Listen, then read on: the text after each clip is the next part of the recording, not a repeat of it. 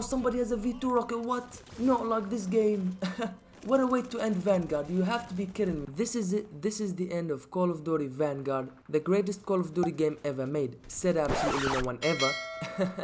Alright, what's going on, ladies and gentlemen? I'm CTigirsGaming and welcome to the final ever video for Call of Duty Vanguard on this channel. This is it, man, this is the end of Vanguard. And if you guys are excited for Modern Warfare 2, make sure to see for the like button. 15 Call of Duty, make sure to subscribe. 10 on notification bell and join notification squad. Without further ado, let's get around to it.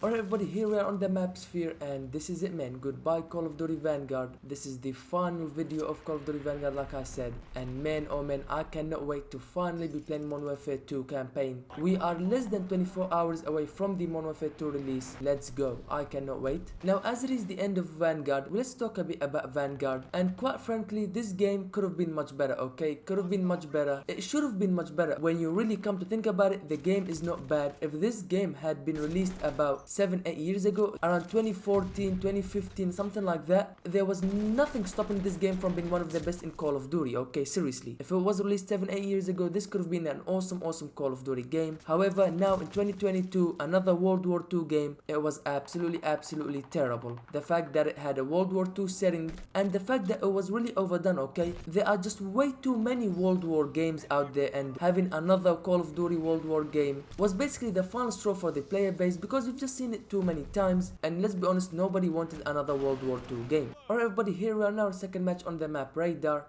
And like I said, let's continue talking about, okay, that was quite close, not gonna lie, but yeah, let's continue talking about Vanguard. Like I said, the fact that it was another World War II game, people were not very happy about, but then that also created a second problem, and the fact is, do you keep it historically accurate or do you not? Because if you keep it historically accurate throughout its life cycle, there will be some players that will be saying, well, this is quite boring, it's a World War II game, there isn't anything interesting about it. But then on the other hand,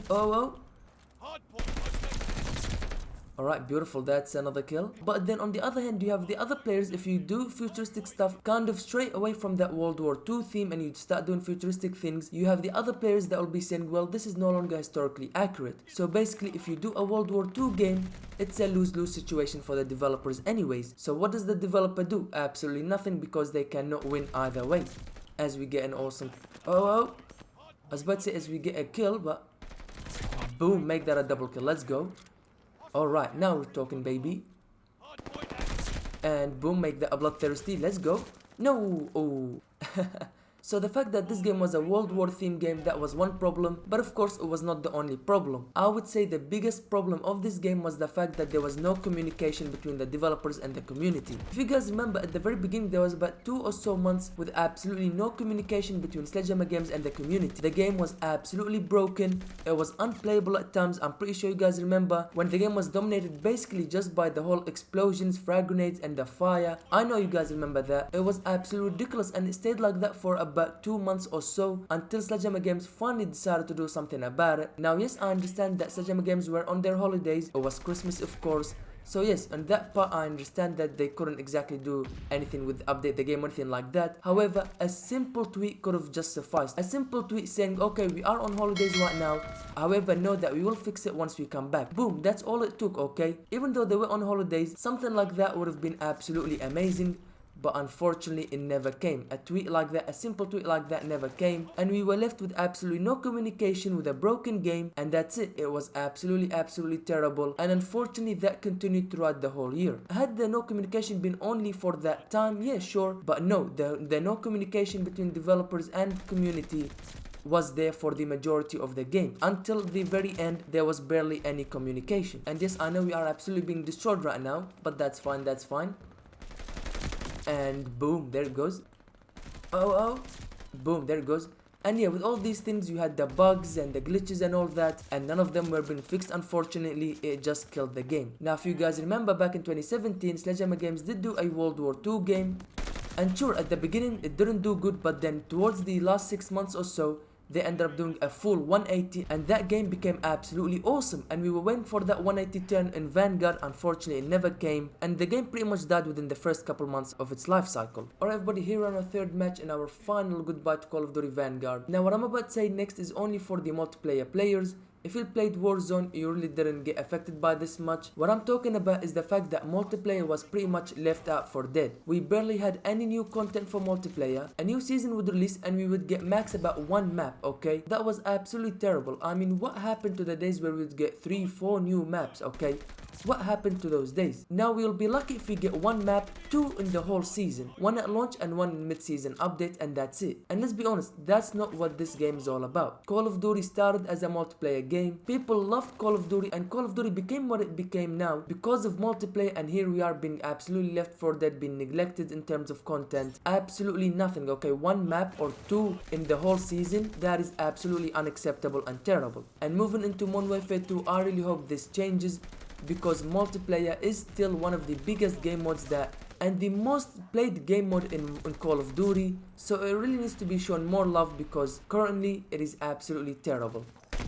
Oh, boom, beautiful, there it goes. Oh no, I'm in a bad situation right here. I am in a bad situation right here. But that was absolutely crazy if I say so myself. But yeah, everything I mentioned there is what pretty much killed this game. World War II theme, barely any updates to multiplayer, no communication between the developers and the community. And yeah, all of these things really hurt the game. And quite frankly, it's terrible, okay? It's terrible because as a guy that loves Call of Duty, I don't want to see this happen again. But of course, that's not it. How can we forget zombies? I mean, what on earth was zombies, okay? It was supposed to be the third game mode for Vanguard, and quite frankly, I think it would have been better for them had they not done a third mode, okay? Had they just kept it campaign, multiplayer, and Warzone as the third mode, I think it would have been 10 times better, seriously. Because the zombies we have in Vanguard are absolutely terrible. I mean, it was so terrible to the point that it didn't even have a pause feature. An offline game mode like zombies did not have a pause feature. What? Now, if that isn't terrible, then I really don't know what terrible is. This was beyond terrible and quite frankly quite sad, seriously. Zombies not having a pause feature at the beginning is quite sad. But like I said, all of these things really contributed to why this game is actually hated. Now, which one is actually hated more? Vanguard, Ghosts, or Infinite Warfare? I'm really not sure. What do you guys think? Which one is the worst Call of Duty of them three? Make sure to tell me in the comment section down below. Yes, we are losing this game Are you sure about that? as well, which is quite terrible, but that's fine. Like I said, it doesn't really matter. It is the final goodbye video for Vanguard. Oh snap, look at this. We're making a comeback. Can we do this? Oh no, what a way it would be to actually win this game. Come on, to end Call of Duty Vanguard with an amazing comeback. Let's do this, baby, come on. No, not like this game. Oh, somebody has a V2 rocket. What? Not like this game.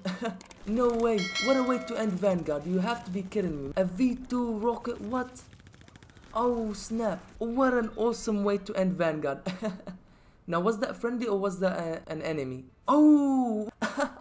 Let's go! A V2 rocket to end Vanguard and give us the win when they were so close to winning. Look at that, 3 points away. We almost made the comeback and we actually did end up making the comeback. Let's go, baby, let's go. What a way to end Vanguard. Absolutely amazing. But with all that being said, this is officially the end of Call of Duty Vanguard and I am more than ready to move on to Modern Warfare 2. But thank you guys for watching this video. If you enjoyed it, make sure to see for the like button. For everything Call of Duty, make sure to subscribe, turn on notification bell and join notification squad.